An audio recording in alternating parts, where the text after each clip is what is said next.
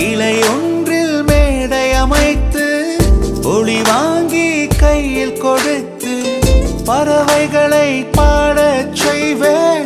இலையெல்லாம் கைகள் தட்ட அதில் வெல்லும் பறவை ஒன்றை உன் காதில் கூவச் செய்வேன். உன் அறையில் கூடு கட்டிட கட்டளையிடுவேன். அதிகாலை உன்னை எழுப்பிட உத்தரவிடுவேன். ஏனென்றால் உன் பிறந்த நாள். ஏனென்றால்